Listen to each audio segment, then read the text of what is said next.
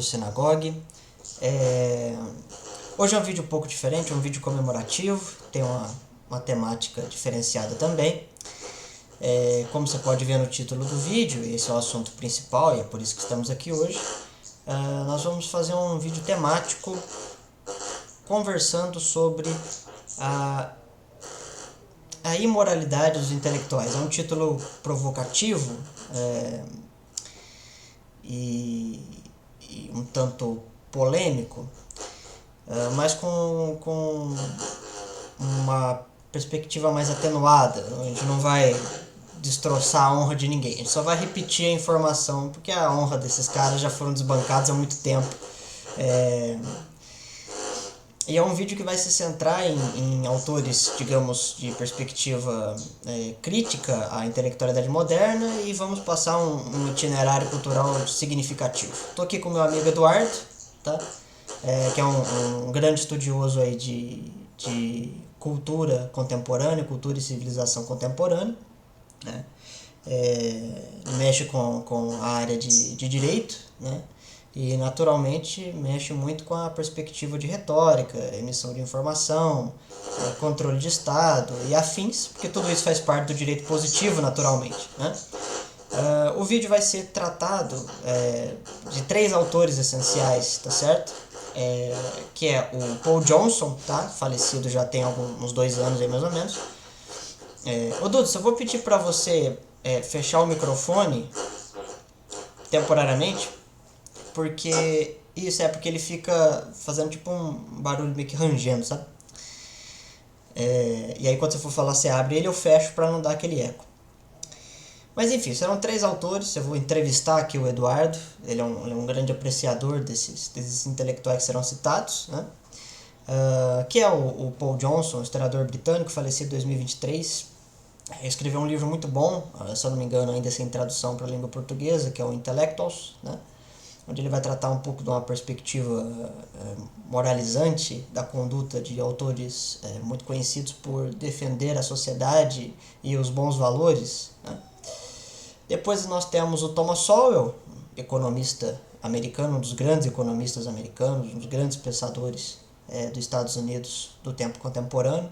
Tem um livro muito importante, com tradução em português pela Realizações Intelectuais da Sociedade, que é um livro que vai trabalhar um pouco em relação aos efeitos das previsões e das modelagens teóricas dos intelectuais. E por fim, um texto escrito por 2 físicos, né? Esses não cientistas sociais, mas físicos, Jean Brimont e Alan Sokal, dos Estados Unidos. As Imposturas Intelectuais, traduzido para a língua portuguesa pela editora Record, livro publicado na década de 90, seria o livro mais recente dos 3 analisados, mas todos eles são muito próximos, Intelectuais de 88 e o do Sokal de 96, onde vai se mostrar ali como que os intelectuais modernos, sobretudo do establishment francês, mentem descaradamente sobre conceitos científicos de matemática, física, química, ciências exatas e naturais, fundamentalmente, lógica embebida aí no meio do caminho, para tentar causar uma espécie de cultura intimidatória e dificultar objeções, né? Quando você não entende o que o cara escreve, você não consegue fazer nenhum apontamento, né? nem de elogio, nem de crítica. E vamos trabalhar um pouco nisso, né? Então, o Eduardo, tu quer se apresentar, falar um oi aí pra turma? Olá pessoal, tudo bem? Muito prazer a todos. Uma honra estar participando aqui do canal do João. Esse momento que eu já esperava faz muito tempo, né? Inclusive estar participando aqui com ele. É uma pessoa que eu admiro muito, é uma pessoa que tem um N conhecimentos aí que vocês podem destacar e imaginar. Mas uma das minhas áreas perfeitas que eu gosto muito de conversar com ele de maneira mais abrangente, assim, de maneira geral, justamente sobre essa área intelectual, né? que visa, né? Que diz respeito à crítica cultural. Né? Então, normalmente, quando a gente fala de autores como, por exemplo, Thomas Sowell, Paul Johnson, o Alan Sokal, por exemplo, e companhia, até certos, digamos assim, biografias coadjuvantes nesse tipo de crítica cultural mais assídua, como sei lá, tipo, você pode pegar, por exemplo, Malcolm Bradbury, por exemplo, que escreveu a Estado de Progressões, né? Que é um livro da linguística, né, para mim, o pessoal estruturalista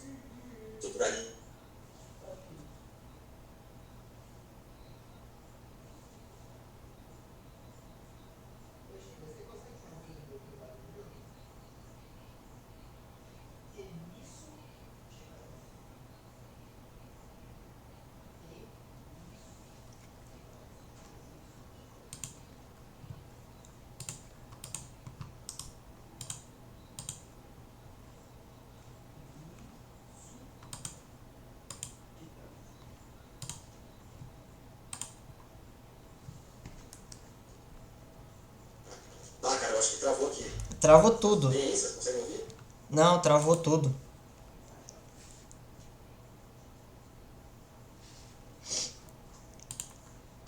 E aí? Dá pra ouvir agora? Sim, é que travou. Tinha travado a sua explicação. Sinto muito, sinto muito. Em qual parte a gente parou? Você conseguiu? Você começou a travar depois que você falou o nome do Mensonge. Tá bom. Mas enfim, você pode pegar o Malcolm Gladwell, por exemplo, que versou sobre Meninos do Mensonge, né, que é um livro que fala sobre que critica, né, faz uma análise cultural daquela galera lá do pessoal estruturalista, da linguística estruturalista. Né, você pode pegar o Saussure, por exemplo, você pode pegar o Ron Barthes, o Richard Porte, essa galera legal, assim, sabe? Basicamente é o único tipo de método que eles têm e basicamente é tentar. O único método que eles têm, de maneira geral, na história da filosofia e na história da intelectualidade é a origem, o livro do Malcolm Gladwell, né? Que é um livro maravilhoso, porque tirando isso, né, tirando a parte da crítica, eles não têm absolutamente nada para mostrar. Tal como outros autores que a gente vai citar aqui, aos referências mais periféricas, como o José Gardner Pior, né, que é um grande autor que também ficou muito esquecido, né, na história da crítica cultural brasileira e até mundial. Né, ele também teve uma espécie de internacionalismo mais patente, né, então lá fora ele fez muito sucesso também. Ele critica as ideias do pessoal daquela galera lá da escola de Foucault, né, que é também chamado Foucault de Kafka. Mas a gente vai focar nesses três particularmente, né?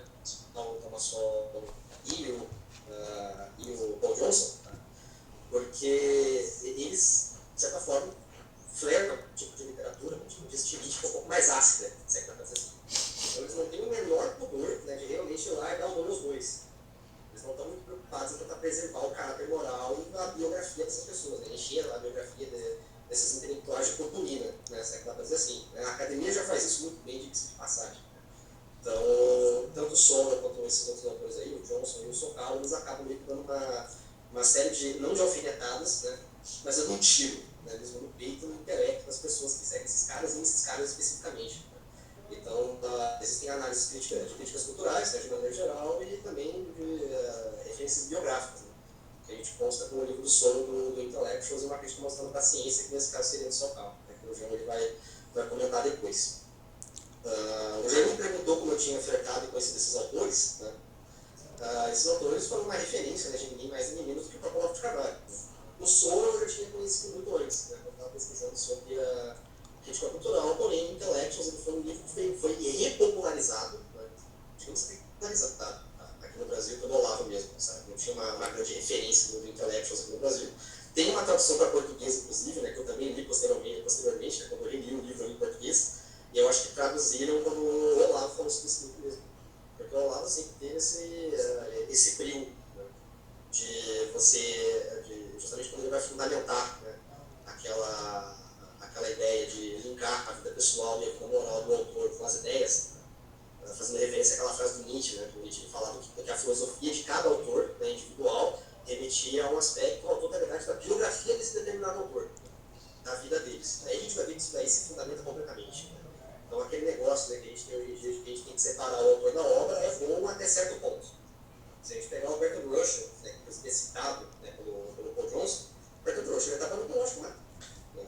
Ele trabalhou com lógica matemática, ele trabalhou com matemática, escreveu, né, um livro gigantesco lá com o F. White. Né, e as críticas que pode se fazer ao Bertrand Russell muitas vezes derivam de uma crítica analítica, assim, assim. Mas agora, dos outros autores, você pode pegar o Karl Marx, você pode pegar o Rousseau, você pode pegar o Tolstói, né, o Sartre, por exemplo.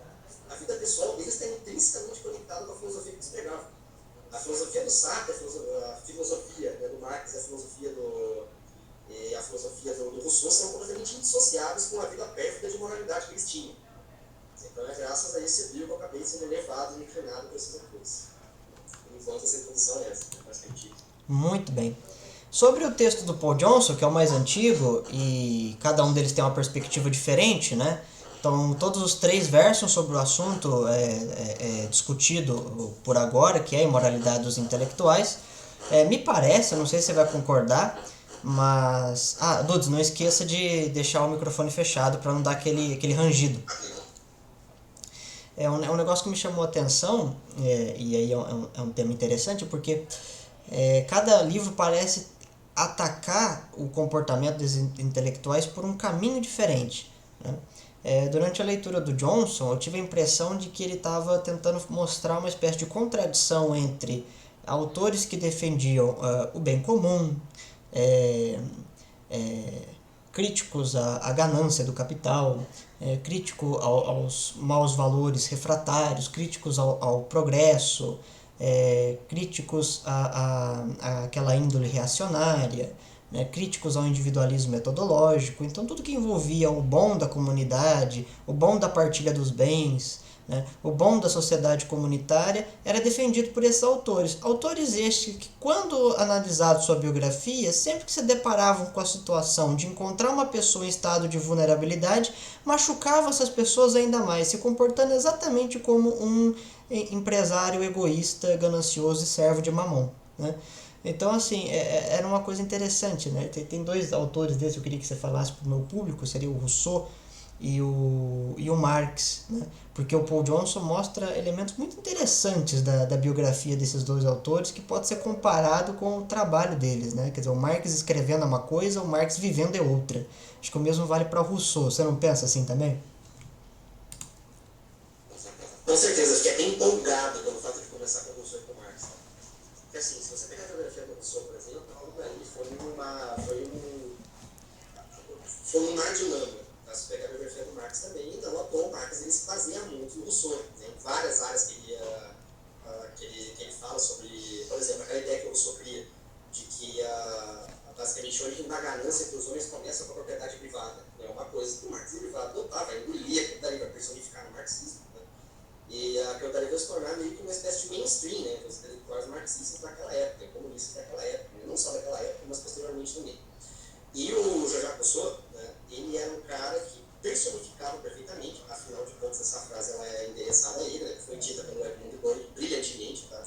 E o Sorel, inclusive, vai comentar sobre essa máxima do Edmund Burke no Intelectual e Sociedade, né, onde ele pega e fala o seguinte, né, eu adoro essa frase, que o Rousseau era um intelectual que amava a humanidade, mas detestava ser semelhante. Essa frase é completamente fantástica, porque o Rousseau ele vai lá e se agarra completamente ao conceito de humanidade, ele trabalha aquilo ali, sabe, nas obras dele, com uma ênfase, com uma paixão enorme, que quando ele vê um semelhante, por exemplo, ele fica tão apaixonado por essas ideias, né, que até a pessoa do Petiru, né, quando foi comentar sobre o Jean-Jacques Rousseau, né, quando falaram do Teléticos, falaram, né, que basicamente os intelectuais dessa época, não só dessa época, mas hoje em dia também, né, isso é uma coisa que está personificada no dia de hoje, que os intelectuais, né, que seguem esse tipo de linha, né, que agem como o Rousseau, que agem como Marx, que agem como Bertrand Russell, né, amam mais ideias do que pessoas e amam mais a si mesmos do que ideias.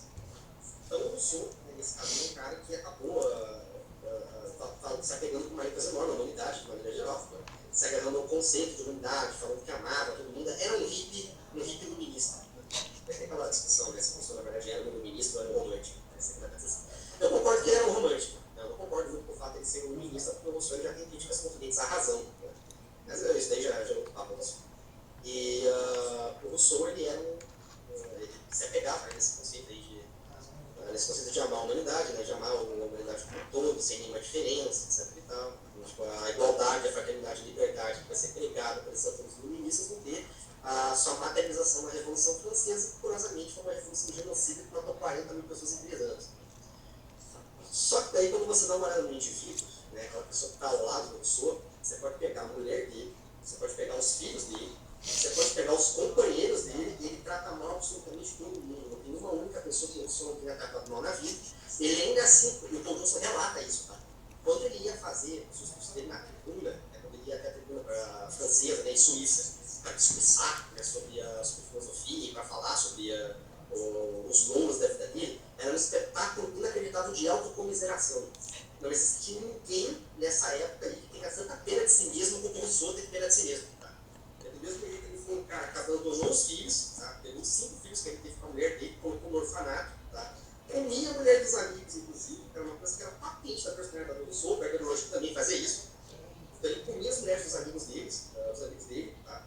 Ele colocou os 5 filhos dele no orfanato, como eu já disse anteriormente, mas não esqueci de citar um fato interessante. O orfanato daquela época não era uma coisa simples, não. a gente pode fazer uma espécie vamos fazer uma suspensão de juízo de valor, aí, tá? Pelo menos nesse recorte específico. Tá? Então, o Rousseau, pelo menos, ele não abandonou os livros na rua, né? Ele colocou os livros no orfanato. Ele foi egoísta até um certo ponto, só que ele não foi um egoísta total, né? Assim, dá pra dizer assim, ao invés de ele deixar o biscoito na sarjeta, ele foi lá que colocou os livros no orfanato. Gente, o orfanato naquela época não era um bagulho normal, não. Não era um negócio que a gente vê hoje em dia, que tem todo cuidado, que vai fiscalização lá, vista, tá tudo certo, estão tratando as crianças bem. Naquela época era paulada, vocês entendem? Vocês entendem isso? Tipo, naquela época o orfanato funcionava basicamente como se fosse uma espécie de hospício. Né? Uma pior. Então, os orfanatos da Idade Média eram infinitamente melhores do que os orfanatos da modernidade. Né? Então ele tinha esse distrato com os amigos, né? Também, como eu falei, distrato com as mulheres, né? Apesar de ser um cara muito emocionado. Né? Então, o Rousseau, ele fala no livro dele, no Confissões, né? Que ele conheceu a mulher dele, ele dedica várias páginas para a mulher dele, falando que ela foi o amor da vida dele, etc. E tal. Ele não só traía a mulher, como ele era um fraco na frente da mulher. Ele era como um completo fraco na frente da mulher, não era só um completo fraco, como ele também, quando a mulher dava as costas, ele saía por aí, tipo, bimbando todo mundo, tá ligado? Tipo, ele não estava nem aí com relação à fidelidade conjugal. E essa questão da infidelidade conjugal é uma coisa que vai se manter, né, entre os intelectuais que a gente vai citar aqui, né, o que é curioso. Né? O Marx, ele também foi um adulto. Né? O Rousseau também, mas o Russell, ele também foi um adulto. Então, esse tipo de moralidade, de sujeira, é uma coisa que vai ficar patente na vida do Rousseau. Então, ele falava, inclusive, sobre. Tem um livro dele também, que é o Emílio, né, o Confissões do Rousseau, é um livro que fala mais sobre a vida dele e tal, fala sobre o amor que ele tem à humanidade, né, e o jeito de fazer todas essas coisas. E o Emílio, né, é o livro que vai levar em tom de educação de criança. Então, um dos primeiros livros, né, modernos sobre pedagogia infantil, que data dessa época aí do iluminismo, né, dessa época pré-iluminista, se é que dá pra dizer assim, o Sônia vai escrever o Emílio, né, ele fala sobre como educar os filhos. Lembrando que foi o mesmo cara que colocou os 5 filhos dele no orfanato, né, que teve essa desconsideração para com os seus, né, para com a prole dele. Né. E, de certa forma, o Rousseau, quando ele escreve Confissões, ele vai dar origem a um conceito que ficou muito famoso, inclusive, na época da Revolução Francesa, e que ficou muito famoso também em vários intelectuais da história da humanidade do século XX, XXI, por aí, inclusive aqui no Brasil. Tá? Porque na Revolução Francesa, com a ideia de nation, né, que era uma palavra que até então era desconhecida, porque o Jean, né, que é o medievalista, né, uma das pessoas mais inteligentes que conhecem respeito de Idade Média que rondam, né, a minha vida, né, vai ser um grande medievalista no futuro, sabe perfeitamente que na época da Idade Média não tinha essa coisa de nação, né, como a gente vê hoje em dia, o nacionalismo. Isso intensifica de maneira mais enfática no fascismo e no nazismo, por exemplo, onde de mais movimentos nacionais mais ferrenhos, né, que dá pra dizer assim. Naquela época se tinha uma fidelidade mínima ao país, mas a fidelidade era maior à coroa e a Deus.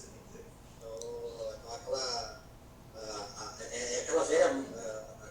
velha ideia do Ernest Kontorovich, né, dos 2 corpos do rei. Né? Então ele tinha o aspecto temporal dele no mundo, e não só tinha o aspecto temporal, mas esse aspecto temporal também era legado pelo poder divino. E com a ideia de nação, isso daí é uma coisa que vai ser completamente obliterada. Né? Então, existem vários nacionalistas, inclusive, que se dizem católicos, que se dizem cristãos, né? Tem pessoas que falam que é uma contradição, que não tem como fazer isso e tal, mas do mesmo jeito. Tá? Essa ideia de nação, né, que foi pregada pela Revolução Francesa, né, a nation, o que eles diziam naquela época? Eles falavam que os filhos, eles pertenciam primeiro ao Estado antes de pertencerem aos pais. Isso daí é uma coisa que vai vai ter, não vai ter necessariamente uma origem, tá? Mas é uma coisa que vai ser meio que propagada pelo Rousseau. Tá? Então, no Confissões, ele fala basicamente que o Estado deveria cuidar das crianças, né, que esse tipo de coisa deveria acontecer, e que o Estado ele deveria assumir uma espécie de papel primordial, né? Deveria exercer um protagonismo na educação dos seus filhos. Não é o que a gente tem hoje em dia. Tá? O que a gente tem hoje em dia é uma mentalidade russoniana presente dos pais. Né? O João, por exemplo, se não me engano, você deu aula no ensino fundamental e médio. Você deu aula em escolas assim. Então, isso é uma coisa que acontece. A gente se lembra perfeitamente no período da pandemia, né, por exemplo, que os pais eles se lembraram que tinham filhos em casa. Eles se lembraram que tinham filhos em casa. Então, os filhos eles estavam na casa e tal, tipo, eles notaram, caramba, olha só, parabéns pelos professores, né, que tiveram que cuidar dos filhos, cuidar dos nossos filhos, nossas crianças e aguentar, né, eles todos os dias, né, quase durante essas 6 horas do dia. Né, porque o pai trabalha, a mãe cuida também e tal, mas do jeito uma coisa que os pais de hoje em dia, necessariamente, né, os pais que não têm uma educação necessariamente cristã, os pais modernos, assim, eles não estão bem preparados para educar o filho através de uma moral objetiva, né? Através de uma ordem, certo? Mas assim, é tudo meio que a moda do Biblião. Então, como a gente fala aqui no Sul. Né? Então, esse tipo de coisa é algo que está completamente assim, até inconsciente. É um termo que foi preparado pelo Rousseau, mas hoje em dia, se você perguntar para um pai despreparado médico, o pai médico brasileiro dos dias de hoje vai falar que basicamente quem deve cuidar da educação do filho dele é a escola. É a escola, seja privada ou seja estatal. Mas do mesmo jeito, vou colocar meus filhos para ser educados numa escola privada, tá? Mas é um médico que vai lá e engloba a escola privada, tá ligado? Funciona do mesmo jeito, sabe? Tipo, estadual ou não, público ou não, funciona exatamente da mesma forma. E o Rousseau, ele negou isso, né, no Confissões, né? Foi uma ideia que vai ser estatizada, né, na Revolução Francesa, mas o Emílio, né, acabou propagando isso. Né? E é uma referência que está muito obscura, né, inclusive nas obras do próprio Paulo Freire. Né? Porque o Paulo Freire, muitas pessoas, né, eu tenho uma teoria um pouco popular, né, talvez o João possa discordar de mim em certo sentido, que vai ser vergonhoso, porque o João é muito inteligente, né, então eu vou levar uma surra. Mas eu tenho uma teoria, né, de que o Paulo Freire, ele foi um cara que, quando ele lidava com os marxistas, né, inclusive o Paulo Freire poderia estar no Intellectuals, né, se ele fosse contemporâneo do Paul Jones.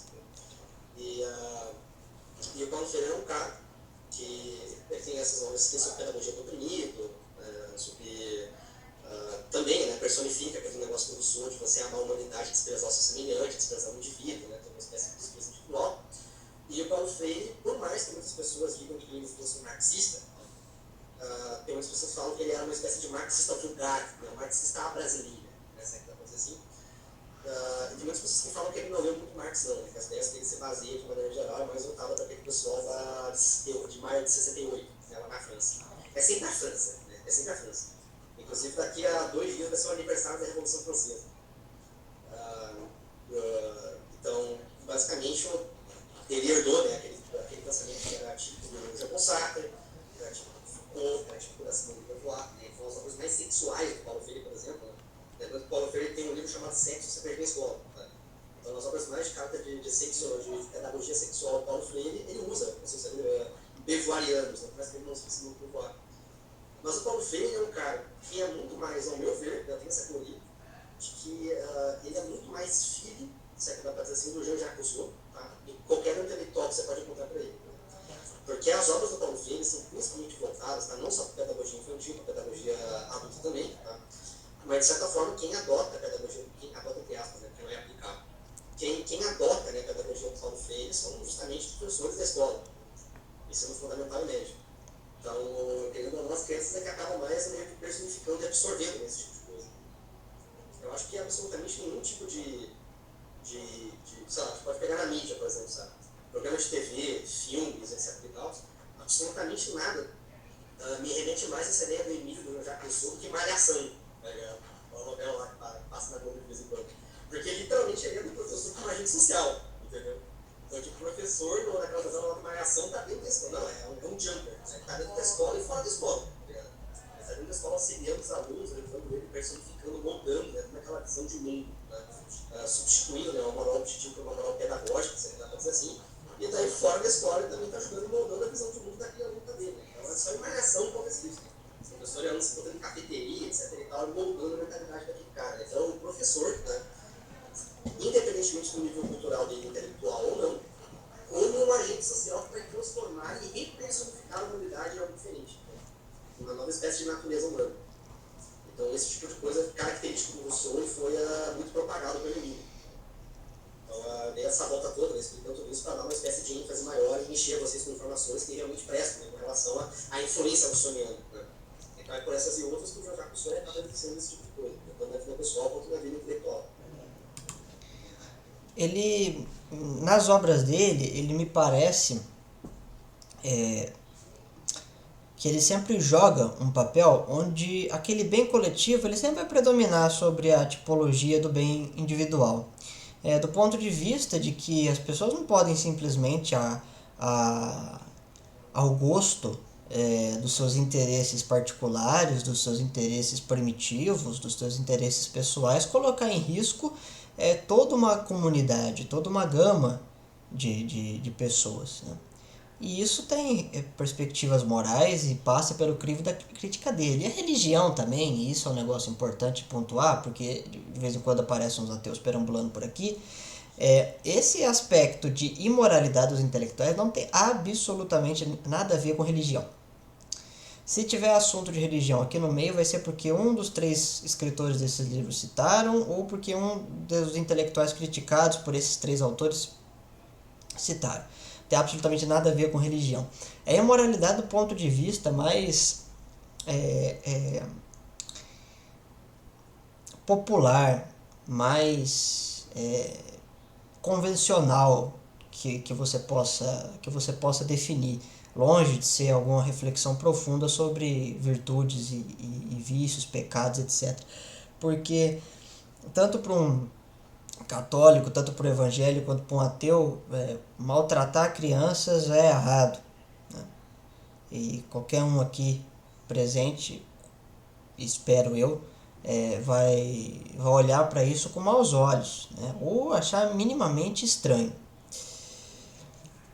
E quando a gente vê a biografia do Rousseau, igual o Dudes expôs, você vê que na verdade na cabeça do Rousseau parece que o bem comum coletivo era a vontade do Rousseau, né? Porque ele esculachou com a vida dos filhos para ter a carreira literária. Veja bem, os meninos ali, a família do Rousseau, atrapalhava a carreira literária dele.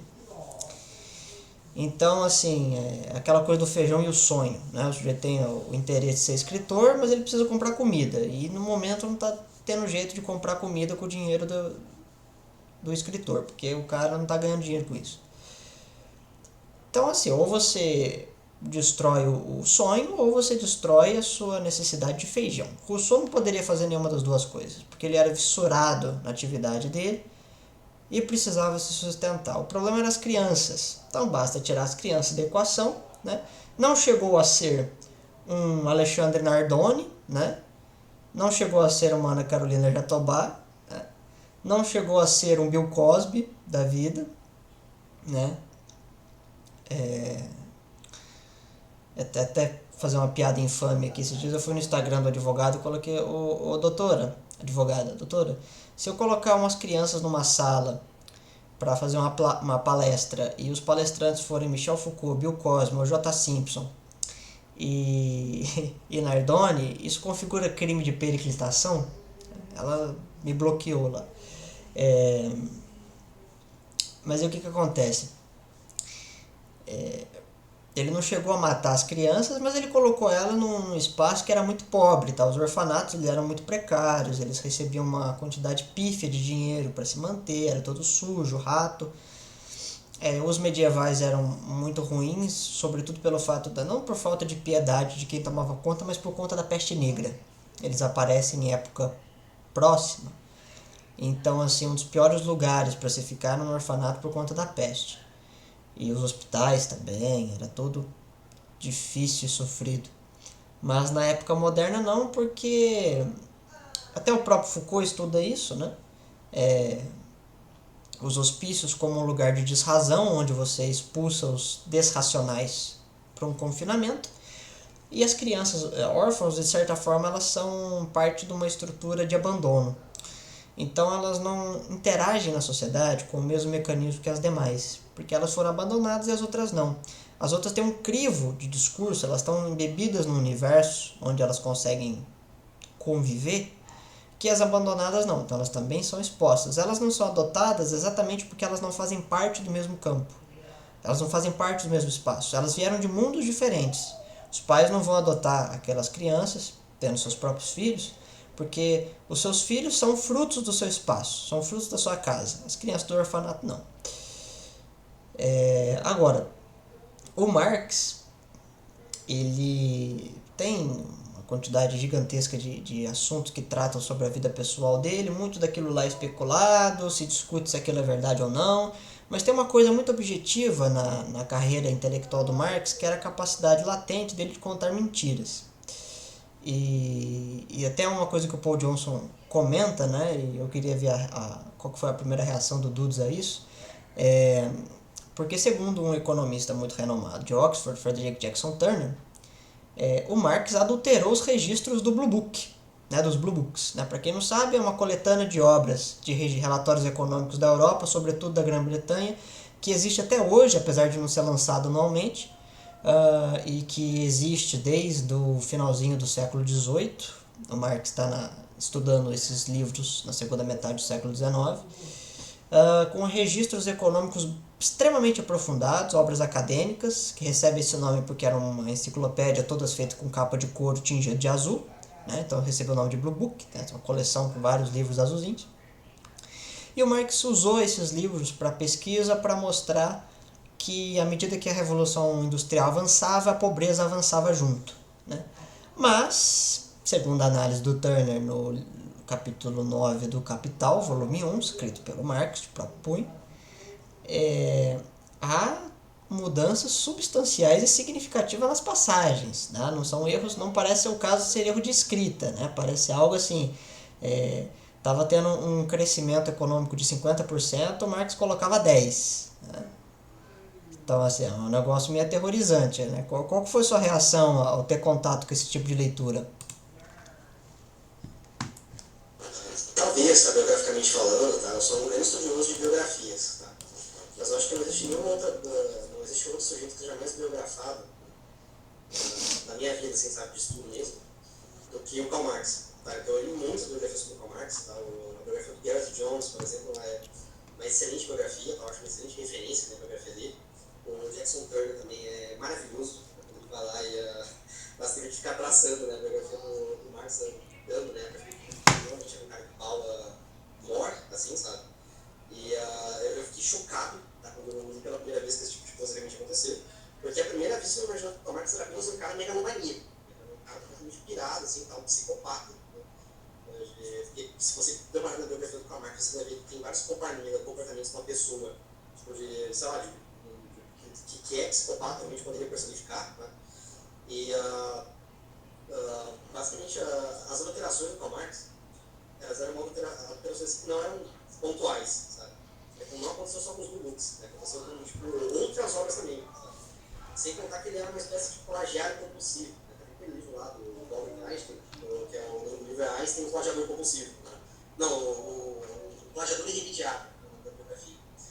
E o Karl Marx ele poderia facilmente botar esse título em algumas das biografias dele, tá? Porque aquela frase, por exemplo, de que a religião é o povo, não é uma frase do Marx. Aquela frase é uma frase de um outro poeta alemão, né? Que não era contemporâneo do Marx, era relativamente antigo, tá? Mas não é dele. Aquela outra frase também que ele fala sobre que a história se repete, né? A primeira vez como um erro, a segunda como farsa, também não é dele. Também é de, se não me engano, de um outro autor francês. Então, Marx, ele basicamente tinha delírios de grandeza, tá? Não só por conta da falsificação, né? Mas ele tinha um delírio de grandeza enorme com relação a ele querer ser um novo Goethe. Então, a moral do Karl Marx é que ele não queria ser um cara que trabalhava necessariamente com aspectos filosóficos, econômicos, etc. E tal. Ele foi um fracasso monumental absolutamente tudo que ele tentou na vida. Então, primeiro ele quis ser ele fez um trabalho lá pelos outros candidatos de crítica literária. Então, ele foi um cara que tentou se inserir na cena, né, da crítica literária da Rússia daquela época. Né? Se ferrou, sabe? Era um cara que escrevia muito mal, e os poemas que Marx tem são poemas em homenagem ao demônio, em homenagem ao apocalipse, em homenagem à destruição do mundo, etc. E tal. É mais ou menos como seria hoje em dia com relação àqueles jovenzinhos Zed, que a gente vê hoje em dia, sabe? Que escrevem coisas satânicas para chocar. Isso daí era basicamente Marx, né? Então, marxista. Você é fã de um jovem emo do século XIX. Não tem outra maneira de dizer isso. Então, ele começou com isso, né? Ele introduziu a produção literária dele, foi com base nisso. E o Karl Marx, né, mais ou menos nessa época da juventude dele, também teve, assim, atitudes que envolviam a personalidade dele, que eram chocantes, para com o pai. Então, dá para dizer que a primeira vítima do Karl Marx foi para com a família. Então, o Heinrich Marx, por exemplo, para o Karl Marx, era um cara que ele era judeu, só que para ele não ser perseguido, ele virou protestante, né? Para não ser perseguido pelos cristãos protestantes nem pelos católicos naquela época. E só quando ele se converteu, né, para o cristianismo, ele conseguiu, porque assim, o antissemitismo era mainstream na época, era trend para você ser antissemita naquela época. Então, basicamente, por volta da história da humanidade inteira, desde que o cristianismo ele se solidificou, né, era de nação em nação, assim, um livro pensando o que fazer com eles. Os judeus, eles são um problema, né? Podemos fazer com eles. Então, de certa forma, o pai do Karl Marx era um judeu, daí para não ser perseguido por isso, ele foi lá se tornou protestante. Ele foi um cara muito rico, foi um cara muito bem sucedido, tá? Na Rússia daquela época. Né? E o Karl Marx, ele é impressionante, sabe? Parece um caso de possessão demoníaca mesmo, porque não se sabe o que deu errado. Porque aparentemente o Heinrich Marx era um cara muito bom, era um cara que se importava com os filhos. A mãe do Karl Marx também, tipo, tem relatos de que ela era uma pessoa que varia de uma mulher normal para uma mulher muito carinhosa. Né? E as irmãs do Karl Marx, inclusive, foram uma das primeiras vítimas quando ele era criança. Não se tem muitos relatos de como o Karl Marx era na infância. Tá? Mas existem relatos das pessoas que o biografaram, né, que entrevistaram pessoas próximas naquela época. Se não me engano, não as irmãs, tá? As pessoas próximas que encontrou a infância com Marx. Que ele fazia meio que bolos de lama e dava para as irmãs dele comer, sabe? Dentre ele se envolvendo socos na cara, tapas, puxões de cabelo. Mas basicamente o Marx ele cresceu, é um elemento psicológico interessante, né? O Marx ele cresceu como se fosse uma espécie de diabinho mesmo, sabe? Só que óbvio, quando essa fase da inocência passou, óbvio que depois ele ficou sabendo o que ele estava fazendo. E o Marx ele, basicamente ele cresceu, ele se desenvolveu, né, como um adulto, se tornou um acadêmico, né, se envolveu nesse cenário de teatro, literatura, fracassou miseravelmente. E quando ele finalmente foi estudar direito, o pai dele mandava uma quantia de dinheiro significativa, sabe, para ele conseguir se sustentar na faculdade que ele estava, na instituição de ensino que ele estava. E ele gastava aquilo dali a roupa, sabe, dinheiro, ele sempre foi muito responsável por dinheiro. Ele era um gastador compulsivo. Então ele gastava como se ele fosse uma pessoa rica. Tem até uma carta, né, do pai do Marx, que ele vai lá e envia para um amigo e fala assim, pô, meu filho gasta pra caramba, sabe? Tipo, tem colegas dele lá na faculdade que são infinitamente mais ricos do que eu e que não gastam tudo isso, sabe? E ele tem um prazer em gastar, sabe? Absolutamente tudo que ele vê, ele quer. Se ele pudesse, sei lá, comprar a lua, ele ia lá e comprava a lua, sabe? Então era um sujeito que foi muito avarento, sabe? Um sujeito muito invejoso, que não suportava absolutamente ninguém que fosse melhor que ele, tá? E ele basicamente ficava o dia inteiro, né, na faculdade, bebendo e fumando charuto. Né? Inclusive o Olavo tem um trecho, né, no livro que vocês reconhecem idiota, né, que ele pegou e falou que o Marx não fez absolutamente nada na vida dele, a não ser pegar um fósforo para acender o charuto. Mas isso daí é verdade. Sabe? O que ele não fez de merda, a única coisa que ele, de inocente que ele fez, que não dá para imputar o juízo de valor moral, né, na vida dele, foi acender um charuto. Foi um tabagista. Esse daí foi o mínimo que o Marx fez, passando de ser merda, tá ligado? Passando de acender um charuto, tudo que ele fez na vida dele, de maneira geral, na vida pessoal, foi horrível, sabe? Então ele foi lá, acabou com a vida de todo mundo, se apaixonou pela Jane, que conhece a amiga do Marx, e tem uma lenda urbana muito interessante também para com a esposa dele, tá? Que dizem que ela era uma vítima. Essa história eu acho muito interessante, tá? Porque eu tenho um caso na família, tá? Não vou, evidentemente, não vou citar nomes, né? De uma pessoa, sabe? Que basicamente eu sempre achei que era a vítima da situação, tá? Uma mulher que estava casada com um cara que era um pânico total, certo? Eu sempre achei que era a vítima da situação. Só que daí eu cresci, na medida que eu fui amadurecendo e crescendo, eu vi que essa mulher era uma filha da puta também.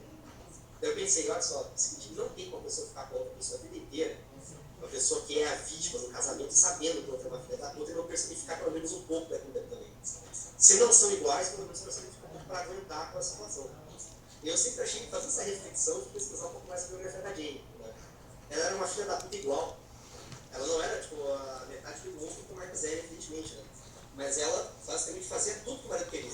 Ela se prostrava perante o Marx, absolutamente tudo que ele falava que queria fazer, das coisas mais imorais possíveis, ela ia lá e assinava embaixo. Né? Então, basicamente, ele encontrou uma pessoa que não necessariamente tinha a mesma maldade que ele, tá? mas que de certa forma.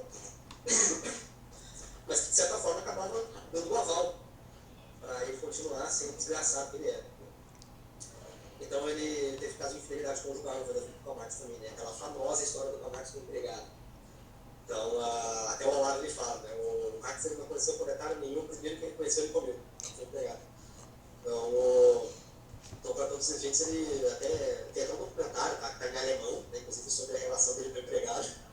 É uma coisa muito engraçada, cara. Esse documentário aí basicamente mostra que esses dois tinham esse personagem de romance incrível, sabe? Cara, era inacreditável, cara. O Marx, ele era um desgraçado com ela, tá? Pra ter uma ideia. Ele teve um filho, estava empregado, naquela época não tinha um método contraceptivo, né?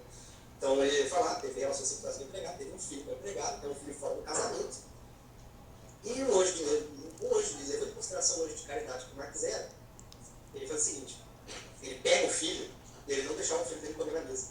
Ele colocava o filho dele no porão, ou colocava o filho dele afastado da mesa, enquanto ele estava comendo com a esposa e com as filhas. Tá ligado? Então, tipo, tava o filho bastardo lá, vendo o que estava acontecendo. Tá? Ele todo filho, tipo, ninguém saía ganhando, tá ligado? Só o Marx que tinha acesso a duas mulheres. Mas tirando isso, absolutamente ninguém saía ganhando. Então, basicamente, era o filho bastardo dele que estava triste de um lado, tá ligado? Porque ficava no porão, sendo tratado como um subhumano, sendo tratado como um cachorro. Né? O Marx alimentando ele através de restos. Né? E estavam também as filhas e a Jane naquela situação desconfortável, onde também viam o bastardo lá e ficavam consternados com o caráter do pai e com o caráter do marido. Então ele sempre teve isso, sabe? Ele sempre foi um cara completamente infiel, foi um cara imoral, foi um cara sujo, uma pessoa horrível. Uma pessoa horrível, tá? E como não bastaram todas essas vítimas, tá? De certa forma, o Marx também fez uma vítima, talvez uma das mais famosas dele, que nesse caso era o próprio amigo Frederick Engels. Então o Engels ele era um cara que também, tipo, o Engels também não era um anjo de caridade, tá? Tem bem pessoas que falam que o Engels ele era um cara bom perto do Marx e tal, mas lembrando, tá? Ele escreveu na Casa da Renan, quem mais clicava aquele botão do genocídio para os eslavos era o Engels. Tá? O Marx ele também falava bastante sobre isso, tá? Mas o Engels ele tinha um ódio especial pelos eslavos. Ele tinha um ódio especial pelos eslavos, pelos ucranianos, pelos poloneses, etc. E tal. O Engels ele também arrogava por esse tipo de coisa. E ele é um cara que também ele tinha uma mentalidade um pouco mais cientificista, né, com o Marx. Né? O Marx ele tinha um aspecto meio filosófico humanista, né, para dizer assim, e o Engels era um cara que ia para o lado mais da ciência. Né? Até tem um livro lá chamado A Dialética da Natureza, que é uma negação, né, pseudociência até o talo. Né? E para todos os efeitos do Friedrich Engels, tá? Quando ele vai começar a carreira dele com o Marx, ele era um filho da puta igual também, tá ligado?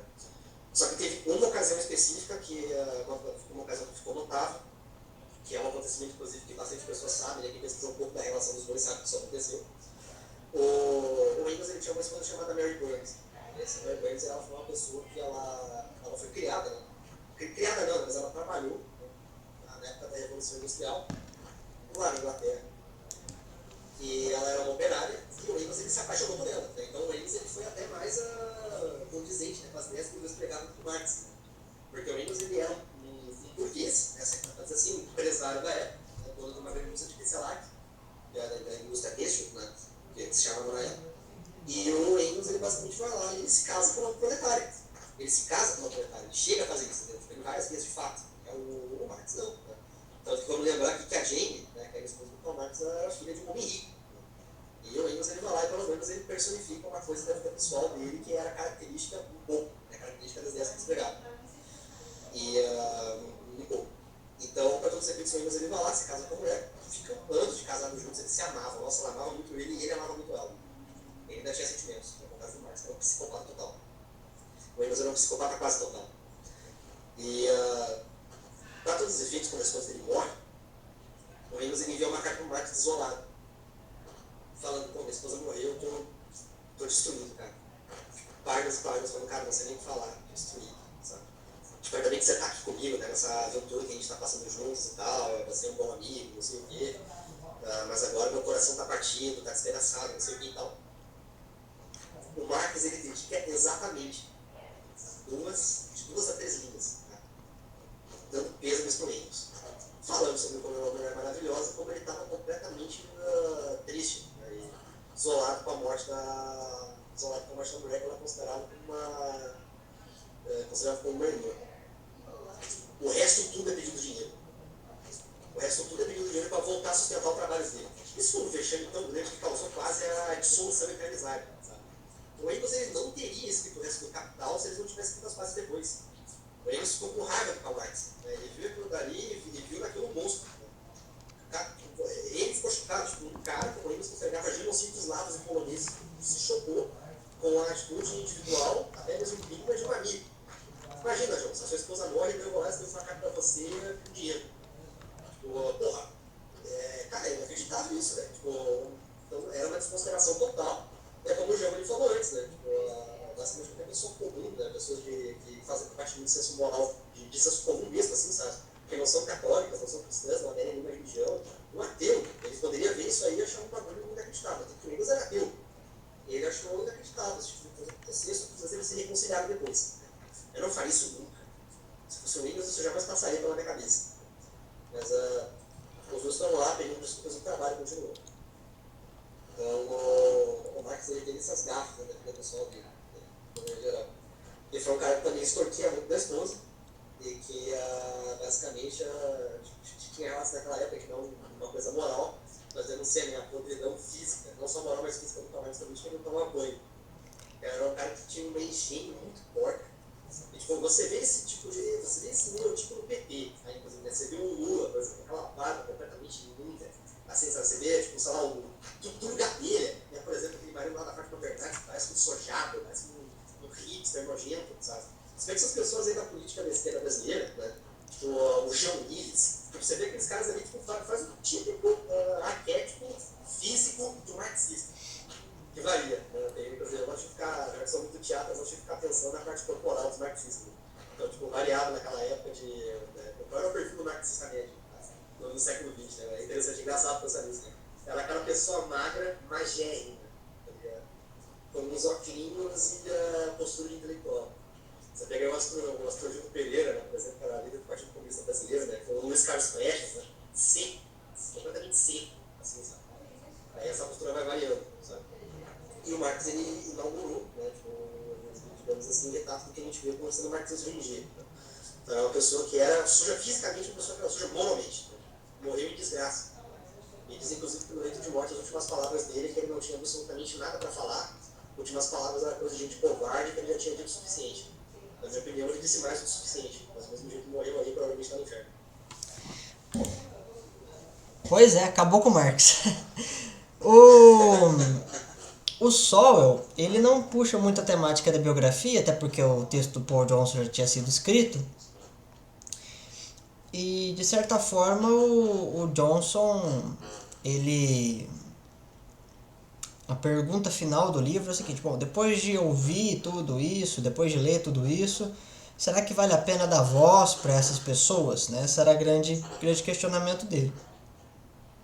O Thomas Sowell, de certa forma, retrai um pouco esse projeto e avança logo em sequência sobre o prisma de que e se a voz desses caras foram ouvidas, como de fato foi, o que aconteceu logo depois, né? E aí a gente vai trabalhar ali, e ele vai trabalhar, aliás, ali numa modelagem de intelectuais que conseguiram muito prestígio social em determinado momento, ou intelectuais que sempre tiveram muito prestígio social, mesmo depois da morte,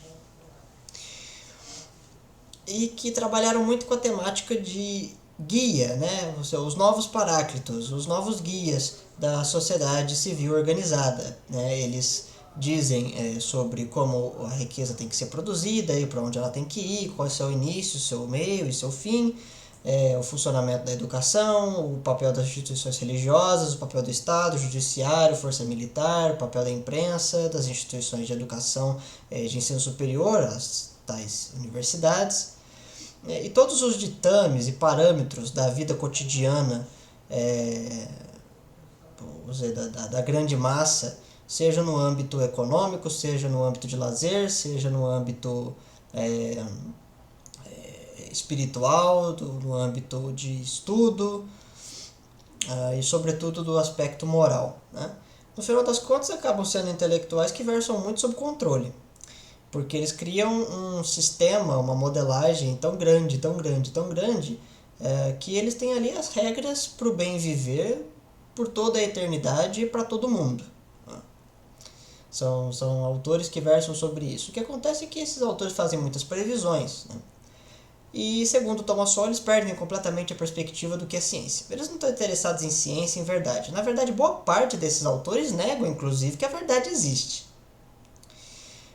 Apesar dos pesares de negarem a existência e a realidade da verdade, eles sempre foram muito interessados em provar para todo mundo que o modelo social deles era verdadeiro. E não apenas verdadeiro, mas muito, muito completo e efetivo. Ou seja, uma vez aplicado corretamente, o único desfecho possível é paz para o nosso tempo. Basicamente isso. Mas esses autores, segundo Thomas Sowell, erram a previsão. Eles miram em objetos, eles dizem que X ou Y vai acontecer e eles fracassam miseravelmente. O Olavo já acusava o Maquiavel disso.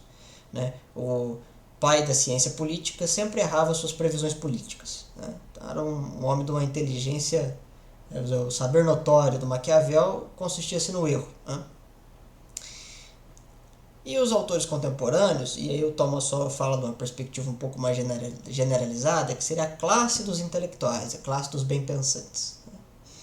E uma coisa que me chamava muita atenção no livro do Sowell é que casa perfeitamente bem com o mecanismo da classe intelectual brasileira, pelo menos essa famosinha. Né? Tu não acha também muito parecido a acusação que ele faz no livro com o comportamento aqui dos nossos mestres?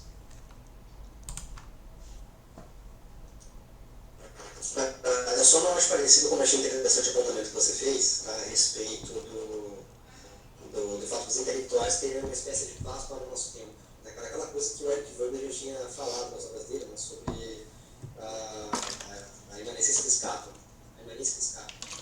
que é uma coisa que vai se tornar completamente assim, mainstream de vários intelectuais da época, né, e essa imanência do escape vai ser basicamente você pegar uma espécie de ideia central do que seria um paraíso personificar a problema na Terra.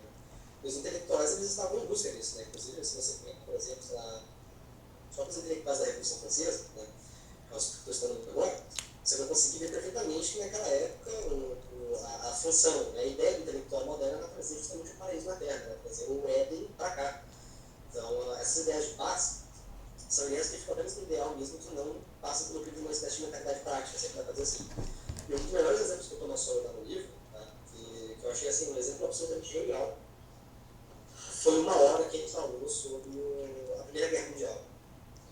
E vários intelectuais daquela época justamente ficaram contra as suas respectivas nações se juntarem na guerra.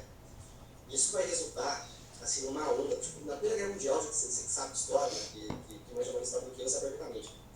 Que a Primeira Guerra Mundial teve uma espécie de onda de patriotismo, né, que acabou fazendo com que vários, desde proletários até tipo, filhos de burgueses, pegassem armas e lutassem juntos lado a lado numa guerra contra outros países, contra outras nações. E foi uma coisa comum, né, aconteceu naquela época, né, basicamente as nações estarem lado a lado, a favor de um. E isso, mais uma vez, é uma coisa que vai diretamente da previsão marxista, né, que o Solo também bate no livro. Tipo, o Marx falava, né, que finalmente chegasse uma guerra mundial, os proletários não iam fazer absolutamente nada e iam se juntar para cortar a cabeça dos burgueses de seus países. E errou. Não foi isso que aconteceu. Na verdade, teve uma onda de patriotismo naquela época, né, que acabou as pessoas andessem armas e ajudassem os proletários de outros países. Né, como o próprio falava. Se você pega um proletário e você coloca numa outra nação, você não vai ter um revolucionário, você vai ter um desempregado. Né? Então, tem esse tipo de racha, assim, tem esse curto-circuito. Então, foi uma coisa que se revelou falsa, né, com relação ao marxismo. As promessas do Rousseau, como a gente citou no passado, também foi completamente jogado para escanteio, porque o que a gente tem no século XX é um triunfo do capitalismo, né, sobre as demais nações socialistas, né, era infinitamente melhor a gente, o Brasil, por exemplo. Muitas pessoas aqui no Brasil têm um anti-americanismo patente, só que naquela época seria infinitamente melhor o Brasil ser um puxadinho dos Estados Unidos do que um puxadinho da União Soviética. Acho que eu tenho pessoas com 2 neurônios acreditariam nesse tipo de coisa, e para todos os efeitos, você pode pegar a Alemanha Oriental e a Alemanha Ocidental. A Alemanha Oriental, a parte que hoje, naquela época, a Alemanha Oriental está completamente destruída até hoje lá na Alemanha. Né? Uma coisa está completamente nos pontos. E o cara que o Rousseau falava que o egoísmo ele chegou na humanidade, destroçou, acabou com civilizações assim que foi feito. A primeira cerca, né, acabou se revelando errada, né? Só que através dessa cerca, essa propriedade privada, as pessoas acabaram se protegendo de um perigo maior. Então, o capitalismo, enquanto o comunismo faz esse tipo de coisa, foi algo que teve uma supremacia, teve uma superioridade, porque a União Soviética acabou. Então, você tinha vários intelectuais naquela época que não só tinham essas previsões de pegar em armas, eram muitos marxistas. Né? Os liberais, inclusive, naquela época eram herdeiros da Revolução Francesa também erraram em várias das previsões que fizeram. Né? Só que teve uma onda de intelectuais naquela época que basicamente fizeram uma espécie de auto-sabotagem para os respectivos países. Uma auto-sabotagem para as respectivas nações. Outros falaram que não era para entrar na guerra, que a guerra era uma mentalidade bárbara, que era para fazer isso, etc. E tal, e daí acabou meio que acovardando muitas pessoas. Então, essa questão do intelectual público, por exemplo, vai chegar mais ou menos na década de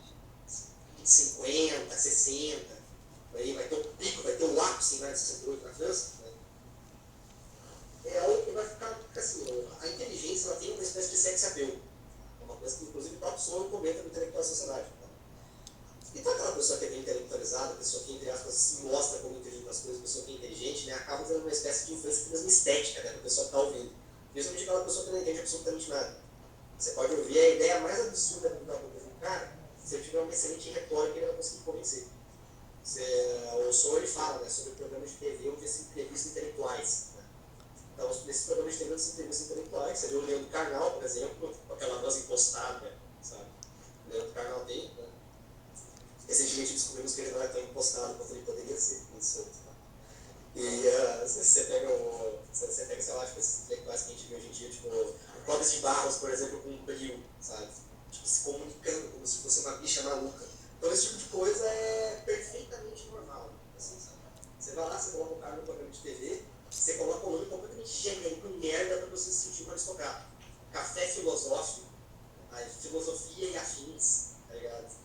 Esse tipo de sinagoga, esse tipo de coisa sacanagem, mas esse tipo de coisa anterior, que é o sinagoga moroso. Esse tipo de coisa, basicamente, que você tem hoje em dia com relação a esses intelectuais que se prostam como se fossem exemplos de sabedoria estética. Né? Então, é uma máquina de todos e covardes. Né? E basicamente o intelectual público começou a ter uma espécie de aderência muito grande entre as pessoas por volta da década de 50 e 60, por aí, sabe? E isso acabou se alastrando. O que isso gera, no final das contas? Isso gerou uma quantidade, porque assim, uma coisa é você pegar um polímata, tá? Aquela pessoa que tem conhecimento de N áreas possíveis. Tá? Você pegar um Leibniz, você pegar um Leonardo da Vinci, você pegar um Santo Alberto Magno, né, por exemplo, você pegar um Aristóteles, você pegar um Avicena, né, por exemplo, na filosofia islâmica, uma coisa que você pegar polímata. Agora, um trunfo do mundo moderno, tá? Levando em consideração a parte intelectualizada da coisa, a parte mais midiática, se pode dizer assim, o trunfo do mundo moderno foi vender todos os intelectuais possíveis como polímatas só porque eles opinam sobre áreas diferentes. Então o Solow ele comenta muito sobre os intelectuais da sociedade. Tá? Então o Solow ele fala intelectuais da sociedade que tem muitos intelectuais que são intelectuais muito bons naquelas áreas específicas que eles se destinam a opinar de maneira concreta, de maneira correta, né? Levando em consideração e honrando a sua formação. Ele cita o exemplo do Noam Chomsky. Né? Então ele fala que o Noam Chomsky é um excelente linguista. Né? O Noam Chomsky tem trabalhos importantes aí na arqueologia da linguagem. Inclusive uma vergonha que eu descobri da biografia do Chomsky, tá? Que ele é monoglota. Porra, só existe no mundo moderno, o linguista monoglota, o cara só sabe inglês, ele não sabe o caminho. Então porra, caralho, é foda. Mas enfim, daí ele faz parte do conceito de temas da arqueologia da linguagem e tal, etc. E tal, né? Mas o Thomas Sowell, ele faz questão de frisar que ele é um péssimo, horrível cientista político. Tá? Porque ele flerta com um monte de coisa. Ele flerta com o anarcossindicalismo, ele flerta com o anarquismo socialista radical, só que ele vai lá e apoia o Biden. Ele não apoia o Biden, apoia o Bernie Sanders. Tá ligado? Tipo, eu tinha uma colega minha do ensino médio que ela falou que tinha votado no Lula, quando o Bolsonaro ganhou, ela falou que tinha votado foi depois.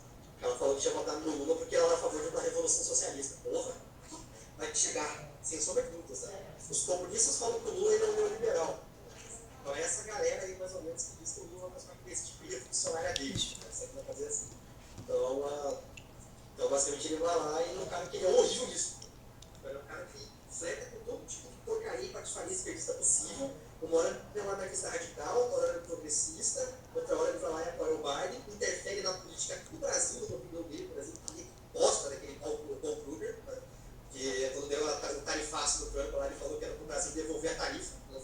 Então, se o Trump taxou o Brasil em 50% da tarifa para a gente taxar de volta, pô, é surreal. É basicamente como se fosse uma espécie de Rottweiler no campo do Chihuahua, sabe? E o Chihuahua tem aquela esperança ácida de vencer, assim, sabe? O Chihuahua é o Brasil, o Chihuahua está vestido de vermelho e o Rottweiler é brasileiro. Enfim. Então, basicamente, você tem esse aspecto de política, ciência política radical, né, ideológica do Johnson. Ele é um péssimo cientista político, mas é um excelente comunista. O mesmo sentido também em relação a outros intelectuais, como, por exemplo, o intelectual que era um crítico literário. Ele escreveu um livro, João, não sei se você vai se lembrar dele. O nome do livro é Uma Estação Finlândia. Não sei se você vai lembrar o nome desse cara. como a Estação Finlândia, o nome do livro que ele escreveu. Edmund alguma coisa, tá? Deixa eu pesquisar aqui. Edmund, Estação, em tempo real, tá, pessoal? Edmund Wilson, tá? O Edmund Wilson, né, que o Thomas Sowell, ele fala que ele é um excelente crítico literário, né? Ele foi um crítico literário maravilhoso da época dele, tal, que o Estação Finlândia é um dos maiores clássicos que você poderia absorver em língua inglesa. Mas ele foi o mesmo cara que na década de 30 os Estados Unidos falou para votarem dos comunistas em massa, tá ligado? Tipo, que queria destruir o American Way of Life, né, que era a concepção, aquele estilo de Guerra Fria mesmo, assim, sabe? Então, o Edmund Wilson também se metia em aspectos políticos, era um excelente crítico literário, mas ele saía da área dele para falar sobre isso. A mesma coisa funciona com relação a, sei lá, você tem um cara que venceu o Nobel de Física. Esse cara que vence o Nobel de Física fala que é uma coisa completamente absurda aqui, sabe? Sei lá, ele fala que existem múltiplas dimensões, sabe? Existem dimensões alternativas, tá? Daquelas que a gente vê em ficção científica mesmo. É uma coisa que não tem prova científica nenhuma de que isso daí realmente existe, tá? Porque já que o cara tem esse lucro, já que o cara é o Nobel, né, de literatura, já que ele ganhou um prêmio, dando de certa forma uma espécie de analogia, uma alusão àquela frase do Nelson Rodrigues, né, que ele fala que ele buscaria o prêmio Nobel até a nada, se fosse possível, tá? Mas eu acho que não é só brasileiro não, cara, outros intelectuais e cientistas também fazem isso. Então o cara fala a coisa mais absurda possível, tá ligado? Porque claramente é uma coisa pseudocientífica, uma coisa satânica total. Então ele vai fazer sentido no contexto de que ele ganhou um prêmio. No contexto de que ele daria, de que ele é um doutor honoris causa, né, uma coisa parecida assim, sabe? Então nesse sentido eles são cacas e basicamente lá em manipular as pessoas, né, manipular o público. Então a gente citou várias coisas diferentes aqui, né? A gente falou sobre como o intelectual público acaba meio que se tornando uma espécie de polímata falso, né, que opina sobre absolutamente tudo. A gente falou nessa exposição que eu fiz aqui sobre a questão estética, né, que envolve os intelectuais, né? Você fazer programas midiáticos, né, midiáticos e populistas, né, para mostrar para as pessoas, né, você lá coloca um nome genérico para a pessoa parecer inteligente, sabe? Qualquer pessoa que tem um mínimo de sabe que é uma forma pseudo-intelectual, sabe? Mas se vê em elegância, né, sempre vai fazer assim. Você pega esse negócio em relação à covardia, né, então o fato de intelectuais eles transformam, né, nações em amontoados de covardes, como foi o caso da Primeira Guerra Mundial, e das previsões falhas, né, que os intelectuais fazem como se fossem grandes profetas. Né? Então, o Rousseau, naquela época, o Robespierre, na época da Revolução Francesa, ele era um profeta da Revolução. O Marx era um profeta da Revolução. O Bertrand Russell, né, era um profeta dos liberais. Né? Absolutamente qualquer... Se colocasse um microfone na frente do Bertrand Russell, aquele cara falava por horas. Né? As pessoas iam explicar dele. Levaria aquilo dali como verdade absoluta. Né? Quando o Bertrand Russell não estava no banheiro, ele estava dando entrevista. Nós vamos falar com as pessoas o que fazer, e quando fazer e como fazer. Então, pincelando de maneira geral, por enquanto é isso. Sensacional. Podemos falar um pouco sobre o imposturas intelectuais?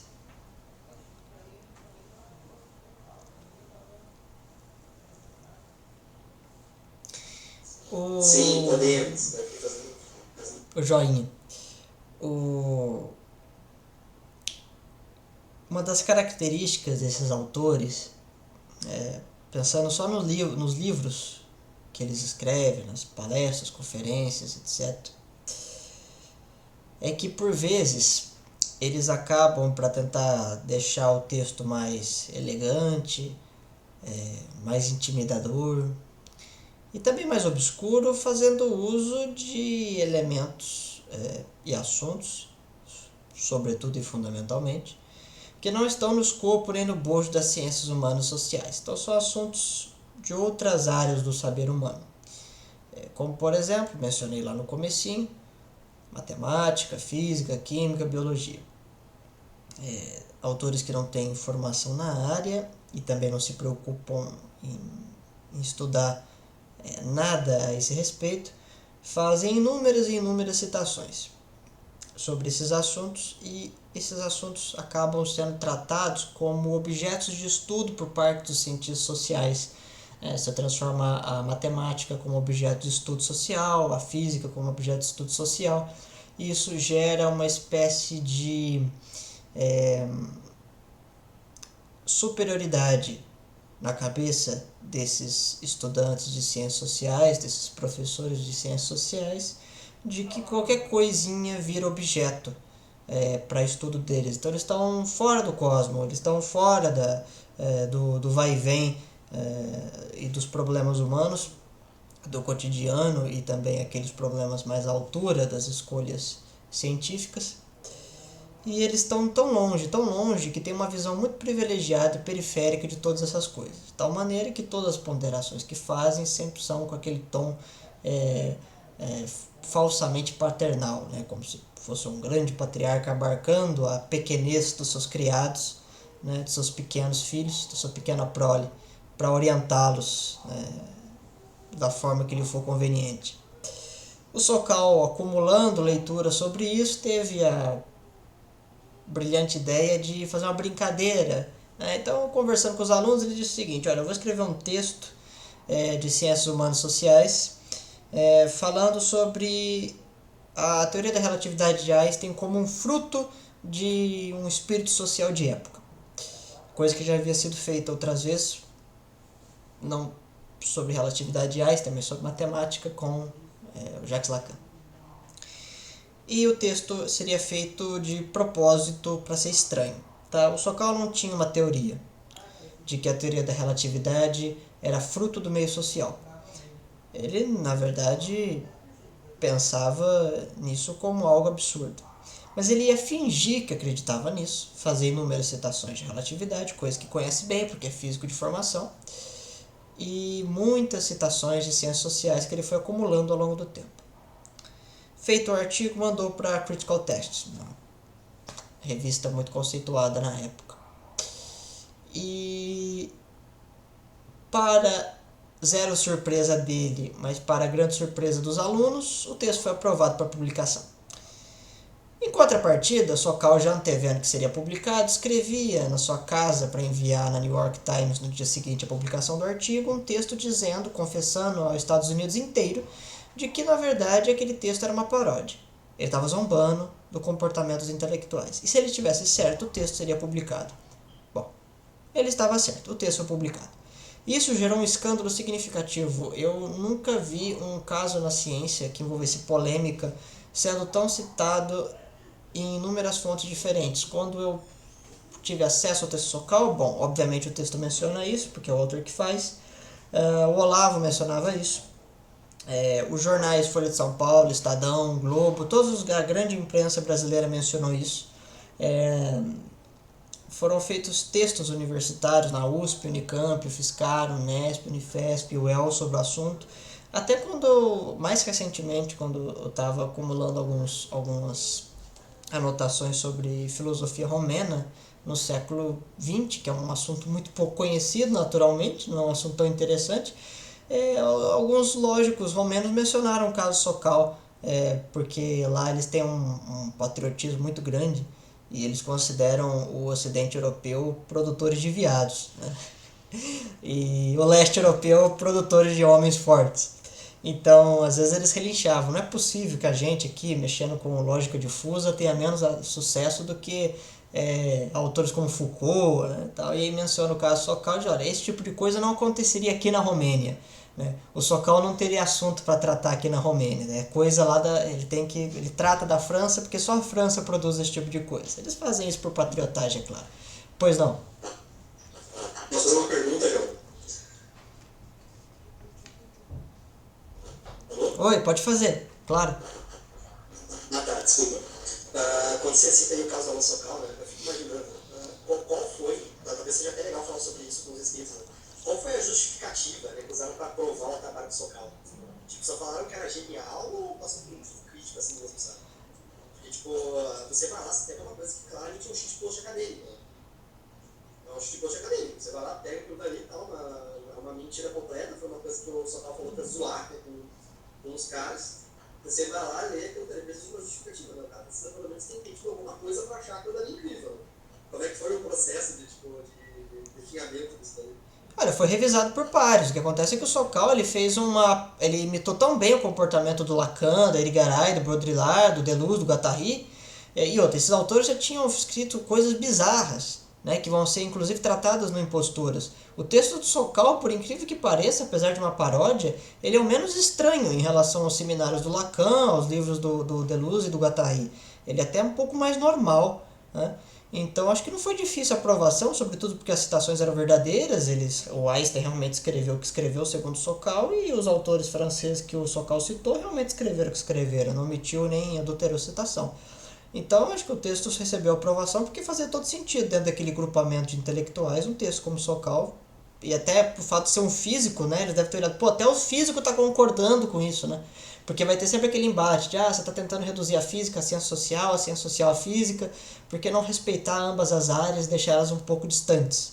E aí, de repente, se você tem uma revista com a tendência a colocar todas as ciências exatas sob os pés das ciências sociais e um físico afirmando isso, acho que é um pouco até sedutor nesse ponto de vista, né?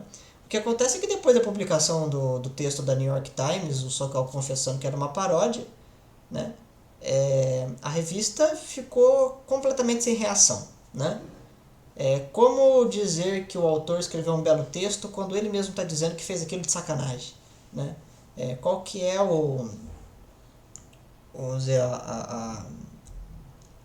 o critério para decidir a qualidade de um texto que essa revista usa, se um texto paródia passou por lá despercebido, né? E antes de ser visto como tal foi tratado como um belo texto. É um texto muito bom, né, ao ponto de merecer publicação. Então foi um caso que trouxe muito choque. O que acontece é que o Sokal depois se reuniu com outro físico.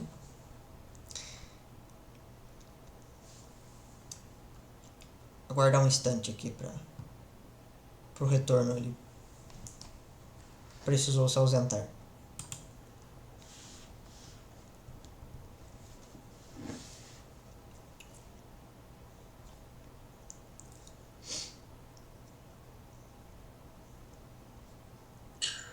Vai falando aí, Gelson, vou buscar o carregador do notebook.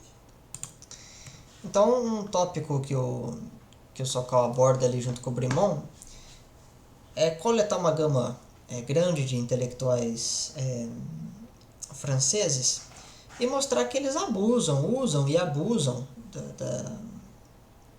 de termos científicos, de teorias científicas, que eles por vezes fazem citações muito estranhas, citações que não cabem muito bem naquele contexto do trabalho que eles estão fazendo.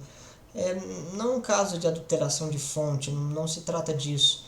Na verdade, se trata de um uso anormal dos assuntos, ou seja, o livro sobre ciências sociais está indo por um caminho e as citações de matemática estão ali só por estar mesmo, não tem nenhum motivo para elas estarem ali. O livro ele continua do mesmo jeito se você retirar todas essas citações, a verdade é essa. E um outro tópico também que o incomoda muito, sobretudo o Sokal, o fato desse tipo de comportamento não ser censurado, até entre eles ali, entre o grupinho deles ali, né? Então, assim, quando ele escreve em Posturas Intelectuais, ele escreve para mostrar, e ele é um autor de esquerda, ele mesmo fala, né? Não um autor, mas uma pessoa que se considera de esquerda, ele mesmo fala no final do livro que ele se considera uma pessoa de esquerda e ele acha muito bizarro esses intelectuais de esquerda terem esse tipo de comportamento. Então, quando aparece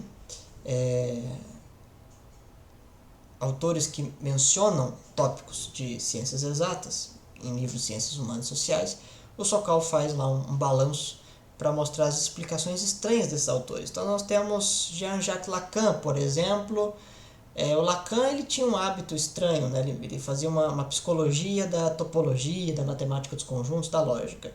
Quando ia escrever as notações, escrevia tudo errado, não sabia usar o alfabeto. Mas tinha umas afirmações estranhas, como por exemplo, de que o sexo não existe, porque relações não têm materialidade. E, portanto, o ato sexual ele é sempre um ato imaginário. E, portanto, a equação do sexo seria basicamente a raiz quadrada de -1. Genial, né? Não, então, você vai lá, entra lá no site pornô e fala, o que você está assistindo? Eu estou assistindo a raiz quadrada de -1. E o Sokal escreve no texto honestamente, ele fala assim, olha, aqui eu prefiro acreditar que ele estava de sacanagem, que foi uma piada. Mas pelo tom do livro, não, porque foram 200 páginas para justificar isso, né, de que há a equação do sexo. Né? Pois não, Dudes? João, só para complementar aqui. No estado do Samuel Sons, né, do Malcolm Gladwell, quando ele vai atacar Paulo, os estruturalistas, né, tem uma parte que ele fala sobre o Lacan, e eu me lembrei muito de você, né, porque você fala bastante sobre o Sokal. E tem uma hora ali tal que, basicamente, o Bradbury ele cria, né, esse personagem ali que é o Emil Sons, né, que inclusive tem uma foto de Emil Sons no livro que é tipo um calvo visto de costas, tá ligado? Daí, tipo, fala ali debaixo da foto que ele está, porque é cara crítico do estruturalismo, né, o pessoal do Lacan, do Lortz, etc e tal, né.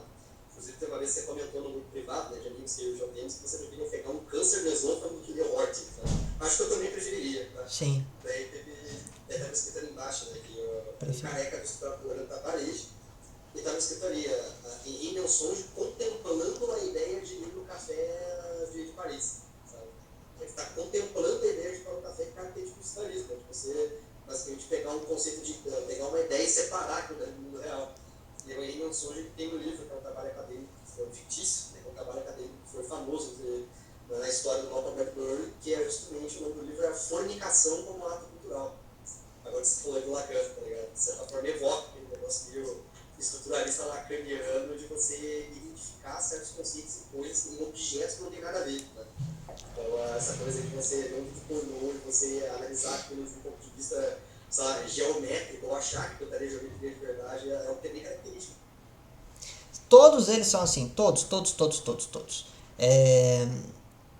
A Irigaray, por exemplo, vai dizer que a sexualidade nos estudos físicos, nos estudos de física teórica e física aplicada, então a mecânica dos sólidos é muito estudada porque os sólidos são duros, que nem o genital masculino, então é um hábito dos homens que, reproduzindo estruturas do machismo, estudem mais os sólidos, e os fluidos estão mais relacionados ao sexo feminino, são pouco estudados. Não sei de onde é que ela tirou a relação entre genital masculino e mecânica dos sólidos, nem muito menos que mecânica dos fluidos não é pouco estudado. Na verdade, é um dos assuntos mais estudados em físicas, a mecânica dos fluidos. O Deleuze e Guattari, com aquela ideia de que Deus é uma lagosta, né? O Foucault vai lá e chama ele, o Deleuze, de grande entre os grandes. Né? Ou, por exemplo, a Kristeva, o Baudrillard, todos esses autores, o Paul Virillo, são personagens dos livros desse livro do Alan Sokal, né? Imposturas Intelectuais. Então, só que aí fica muito engraçado, porque quando você lê aquilo sabendo algo de ciência, você chora. Outro também que não faz parte do livro Imposturas Intelectuais, mas que eu gostaria que tivesse feito parte, e eu estou cada vez mais convicto disso, é o Michel de Certeau, muito conhecido para quem estuda história, pouco conhecido para quem não estuda. Também as citações que ele faz do Frege, eu, como um leitor de Frege e de Michael Dummett, por desencargo de consciência, fui fazer balanço e consulta, e as ideias de discurso e lógica do Michel de Certeau não tem absolutamente nada a ver com teoria freguiana. Ele só cita de maneira pedante. É um hábito desses intelectuais franceses de fazerem citações pedantes. Eles gostam de ser pedantes, eles gostam de chamar a atenção e de intimidar as pessoas, porque parece que eles estão sempre concordando com todas as áreas da ciência. E o texto deles sempre está de acordo com todas as áreas da ciência. E não é o caso. Só que o que acontece? Diferente do Sowell e do Paul Johnson, uma história muito bacana é de que o Sokal arregou. Né? A história mais engraçada disso aí é que o desfecho do livro foi muito triste, né? O que veio depois, porque após a publicação o caos era iminente e inevitável.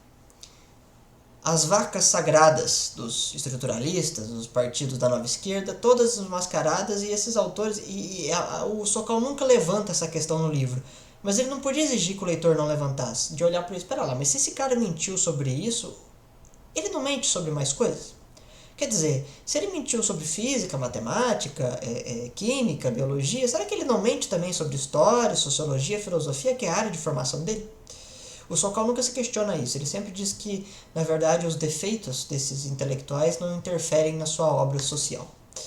Ou seja, as citações bizarras de ciências naturais não interferem na qualidade das suas pesquisas de ofício. Então, o Lacan pode mentir sobre matemática à torta direito, que a sua obra psicológica não deixa de ser importante. Mas ele esquece de pontuar de que esses autores usam essas citações como fundamento de suas teorias. E se essas citações estão erradas, uma parte do fundamento foi perdido. E aí a teoria já não pode seguir de maneira igual. O problema é que o Sokal se recusou a fazer isso, não sei porquê, e também não me interessa muito, mas ele acabou se dando um pouco mal aqui no Brasil. Porque o que acontece? Quando vai ter uma conferência em Portugal, no mesmo ano da publicação do Imposturas, que foi feito em francês, depois passado para o inglês, em Portugal, o Roberto Campos havia feito a leitura do livro, e ele começa a descer o pau nos intelectuais de esquerda. Roberto Campos, obviamente, já tinha antes desse livro munições suficientes para isso, recebe o livro, lê, fica encantado com aquilo, acha divertido pra caramba a paródia, e utiliza dos pontos do Sokal, do caso Sokal, para mostrar que esses autores são extremamente mentirosos. O Sokal ficou chateado. Por quê? Porque ele é um homem de esquerda. Ele não queria atacar a honra dos intelectuais de esquerda. Então ele decide chamar o Roberto Campos de um cego preconceituoso. Só que o problema era o seguinte: um grande amigo do Roberto Campos e um leitor de Sokal, que estava vivo na época, aqui no Brasil, era o Olavo. O Olavo era muito amigo do Roberto. Muito amigo. Próximo do Roberto. E na hora que ele viu o Sokal ofendendo o Roberto a esse ponto, ele decide escrever um texto no qual o Sokal nunca respondeu. Acho que talvez nem tenha lido. Se leu, não respondeu. Em língua portuguesa, é claro. Pela Folha de São Paulo, porque o Olavo trabalhava, era um dos colunistas da Folha de São Paulo na época. Sim, o Olavo já teve empregos muito estranhos pro perfil dele. E eu vou até fazer a leitura desse texto, porque o Olavo escreve tão bem. Eu sei que é um pouco maçante, mas é um texto divertido de se ler, tá? E sobretudo pelo fato de ele ser curto. O Olavo acha esquisito o comportamento do Sokal e a ofensa gratuita ao Campos e decide fazer uma resposta. O texto se chama Sokal, parodista de si mesmo. Foi publicado, se eu não me engano, deixa eu ver aqui a data de publicação dessa bodega aqui, se tem também, né? Eu sei que foi feito em 96, eu só não lembro o dia e o mês, mas acho que não vai ter, não. Não, vai ter sim, ó. Foi uma segunda-feira, dia 21 de outubro de 96, por ocasião de um encontro em Portugal acontecido uma semana antes. E aí vem o Olavo. Tendo enviado a uma revista sociológica de esquerda um artigo de puro nonsense em jargão academês para ver se o publicavam, o físico Alan Sokal acrescentou ao seu currículo o título de humorista. A Social Text, caindo no engodo, ainda se melou toda ao procurar se justificar. Mais que para simples divertimento, a proeza serviu para mostrar a inépcia intelectual da esquerda acadêmica.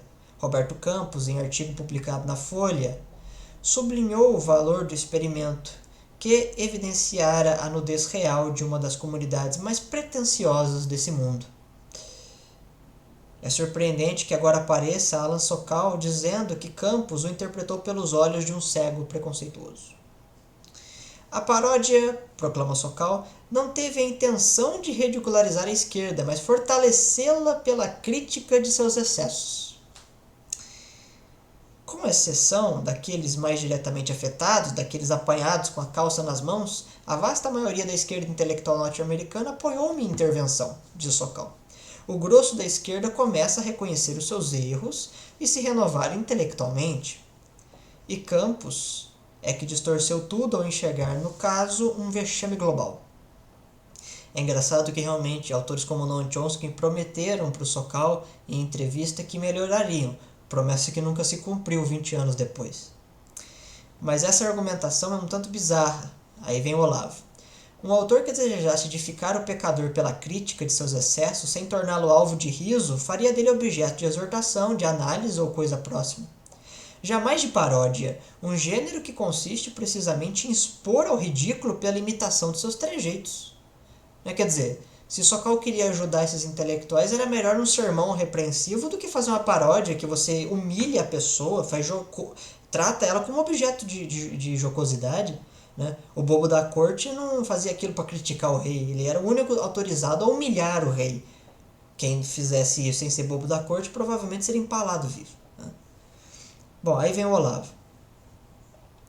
Jamais de paródia... desculpa, isso que eu já li.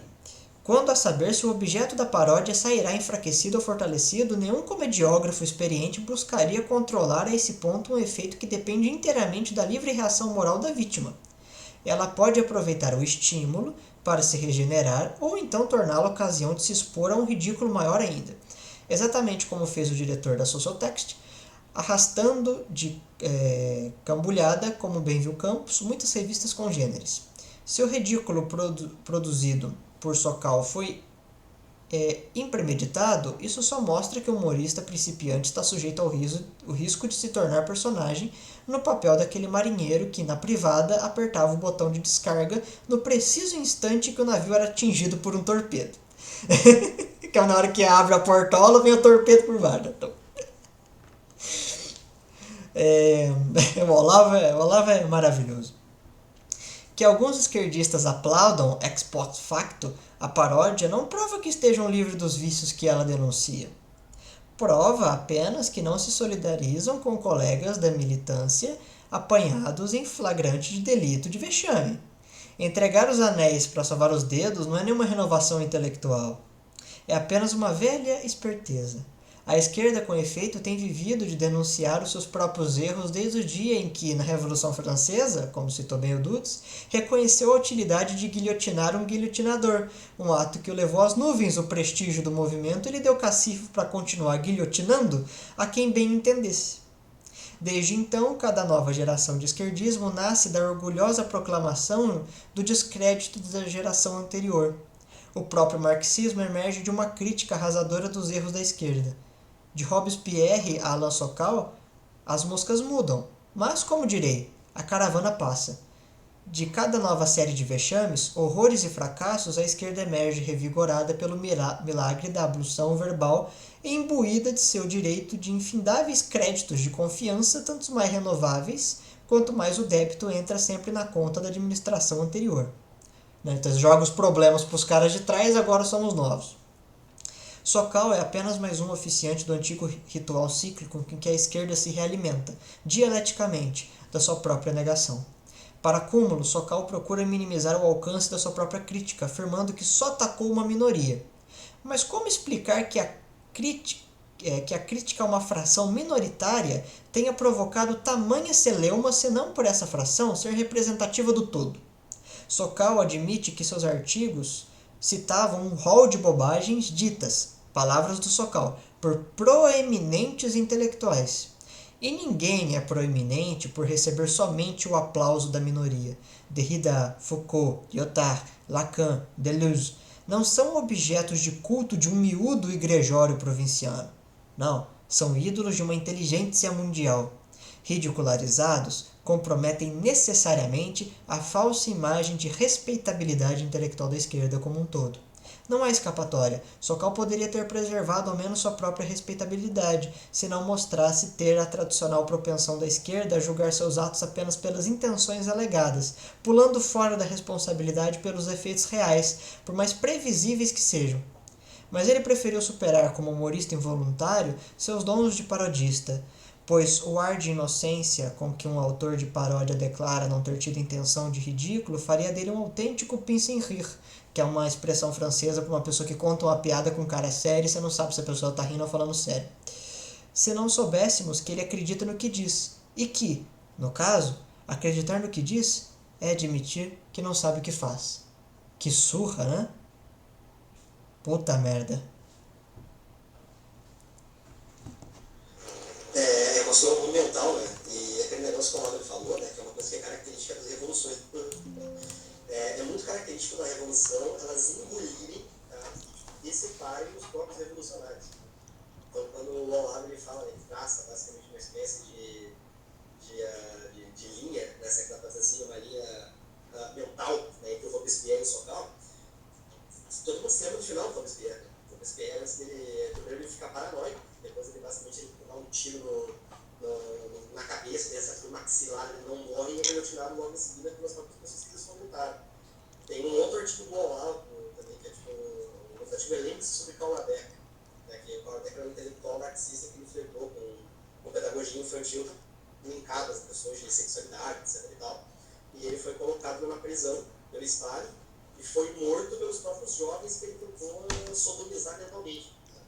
Então isso daí sempre acontece, sabe? Tem aquela frase célebre, aquela máxima, eu não sei que, mas é um acerto genial. A revolução sempre devora os seus. Então isso sempre acontece.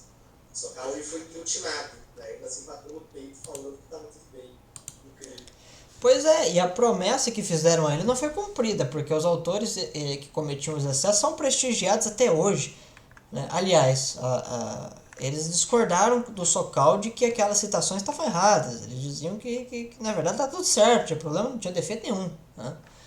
Então, assim, é um cara que acho que ele estava na expectativa de que a esquerda, quando ele entrasse em contato com a alta cúpula, ele seria muito bem tratado. E todos eles eram muito puritanos, né? Então havia acontecido apenas um excesso, apenas um abuso aqui e acolá de pessoas que estão muito eufóricas para salvar o mundo e não estão sabendo como. Mas toda essa euforia anal dos intelectuais de esquerda, na verdade é porque não há cérebro. Eles raciocinam pelas bandas do baixo ventre. E o coração não pode ser acionado porque é muito podre. Né? Eles mentem de propósito, não é abuso por falta de expertise, por falta de perícia. É de propósito. Eles sabem que estão errados. Mas eles fazem porque convence. Né? E o fracasso do Sokal em tentar melhorar a esquerda americana é a prova de que o Olavo estava certo e o Sokal estava errado. Entendeu? Ele deu conta de errar na previsão também. Né? O Sokal seria objeto do intelectuais da sociedade do Thomas Sowell, né? Como o cara que acreditou demais. Então, assim, é um autor que eu acho que ele é brilhante na área dele. E eu morro de dó do fato dele ter sido tão inocente. Né? Eu acho que o Paul Johnson e o Thomas Sowell, por conta do passado, eles acabaram não sofrendo o que o Sokal sofreu, porque eles já sabiam onde é que eles estavam se metendo. Os dois foram marxistas. O Olavo também foi, né? Então sabia lidar com essa gente, né? O Sokal não sabia, então. E aí eu vi até uma entrevista recente dele, né? Da comemoração, acho que foi em 2016 que foi publicado. E ele confessa que ele ficou chocado com o fato de que de lá pra cá pouca coisa mudou, né? E se o Olavo tivesse vivo, né, o Olavo falava, pô, cacete, mas todo mundo avisou que o comportamento deles é esse aí mesmo, né? Você não devia ficar chocado, você devia achar normal, né? E ter escrito mais versões do Imposturas Intelectuais com mais autores, né? E não parado por ali, mas ele parou, né? Então, por isso que eu deixei ele por último, né, pelo fato dele ser um pouco mais ingênuo. Tu tem alguma consideração final sobre eles?